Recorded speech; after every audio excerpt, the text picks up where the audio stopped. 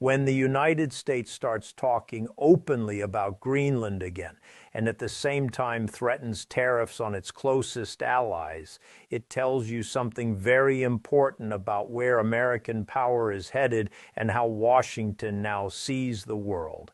These are not isolated sound bites or tactical moves. They are signals. They speak to a deeper shift in how the United States defines leadership, how it uses economic muscle, and how it balances strength with trust. And for ordinary Americans, this is not abstract geopolitics. This will shape their jobs, their prices at the store, their security, and their standing in the world for a generation. Let's start with Greenland, because that story is older, richer, and more American than many people realize.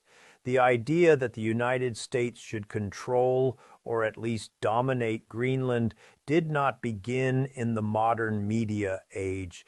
It is woven into the fabric of American grand strategy. After the Civil War, when the nation was healing and expanding at the same time, Washington looked north with a cold, calculating eye. In 1867, the United States bought Alaska from Russia, a move that many mocked at the time, but which later proved to be one of the most strategically brilliant decisions in American history. That same year, serious discussions took place about purchasing Greenland and Iceland from Denmark. The logic was simple. If America controlled the northern approaches to the Atlantic, it would control the gateway between Europe and North America. Geography, not ideology, was the driving force. That logic only deepened in the 20th century. During World War II, when Denmark was occupied, the United States stepped in to defend Greenland. American troops built airfields, ports, and weather stations that became essential to the Allied war effort. Those bases were not charity, they were power. They allowed the U.S. to project force, track enemy movements, and secure supply lines. Then came the Cold War, and Greenland became a frontline state in a silent, deadly standoff. Radar systems and missile detection facilities that were part of the shield that protected American cities from nuclear attack. Greenland was not a curiosity. It was a cornerstone of American survival. Today, the Arctic is returning to center stage, not because of nostalgia, but because the world is changing fast. Climate change is melting ice that once made the region inaccessible. New shipping lanes are opening. Massive reserves of oil, gas, and rare minerals are becoming economically viable. China is declaring itself a near-Arctic power. Russia is building bases and icebreakers at a pace not seen since the Cold War. In that context, the renewed American focus on Greenland is not eccentric. It is inevitable. The Arctic is becoming the next great arena of global competition, and the United States is signaling that it will not sit on the sidelines. But the way this signal is delivered matters. When the language becomes blunt, transactional, and threatening, it changes how the world responds. In the past, American power was wrapped in alliances, treaties, and a shared sense of purpose. Today, the tone is different. It is tougher, more populist, more openly confrontational. That tone resonates with many Americans who feel that the old system left them behind. They remember factories closing, wages stagnating, and communities hollowed out while global trade boomed. So when Washington says it will use pressure to protect American interests, it feels like overdue justice. This is where the tariff threats against NATO allies enter the story, and this is where the stakes become enormous. NATO was not built simply to deter an enemy. It was built to lock in a system where American leadership meant stability. The United States led not by forcing compliance, but by creating a framework that others wanted to join. In return, America gained influence that no empire in history ever achieved. Its companies dominated global markets. Its culture shaped the world. Its currency became the backbone of international finance. Tariffs changed that dynamic. They turned partnership into leverage and trust into a bargaining chip. From a populist perspective, the logic is straightforward. Why should American workers subsidize the security and prosperity of wealthy allies who run trade surpluses and underinvest in defense? That question is fair. It has been avoided for too long by political elites who preferred polite diplomacy to hard truths. For many Americans, tariffs feel like a tool of accountability, a way to force the world to stop free riding on American power. But here is the deeper truth that must be faced honestly. Leadership is not free, and it is not easy. The United States became the world's leader because it accepted costs in exchange for influence. It paid more for defense so others could feel safe. It opened its markets so allies could rebuild after war. That system was not charity. It was strategy. It made America richer, safer, and more powerful in the long run. When tariffs are used against allies, that strategy is put at risk. Countries that once instinctively aligned with Washington begin to hedge their bets. They sign trade deals with China. They buy energy from Russia. They build independent defense structures.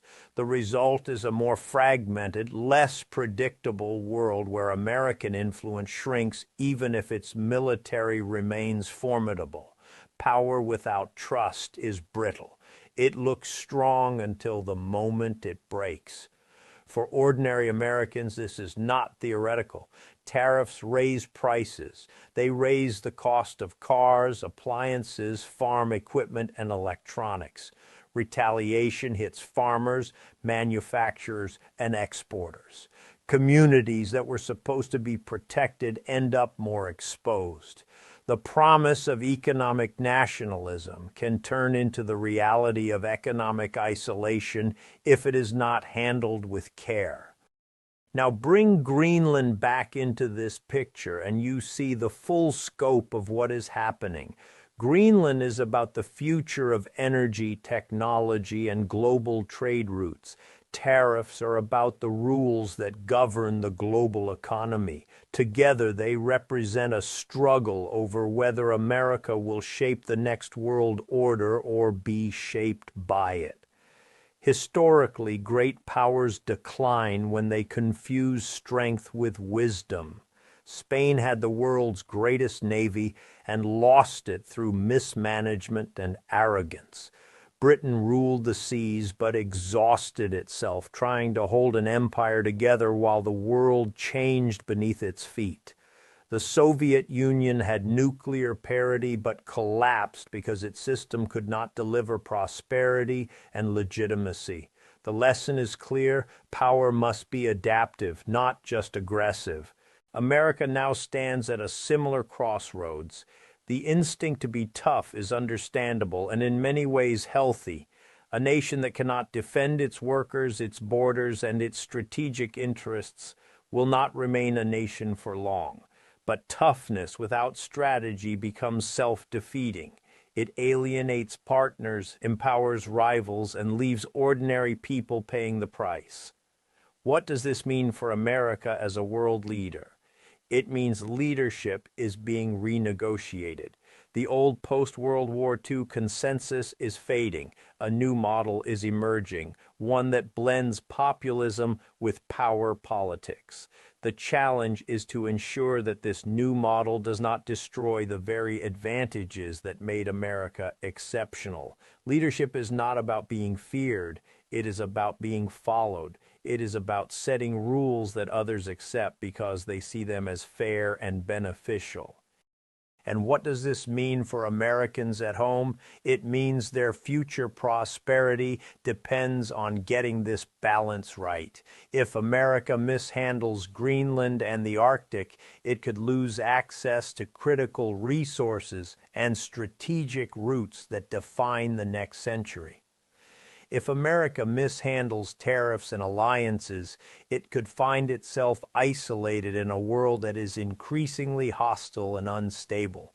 The cost will show up in higher inflation, slower growth, weaker job creation, and a more dangerous international environment. There is a deeply American desire running through all of this, the desire to be strong, independent, and respected. That desire is not wrong. It is the foundation of national confidence. The danger lies in mistaking domination for leadership. Domination creates resistance. Leadership creates loyalty. Greenland is not just ice and rock. It is a symbol of whether America understands the future of global power. Tariffs are not just taxes. They are a test of whether America can defend its people without tearing down the system that made it prosperous. The world is watching, and so are Americans, even if they do not always realize it.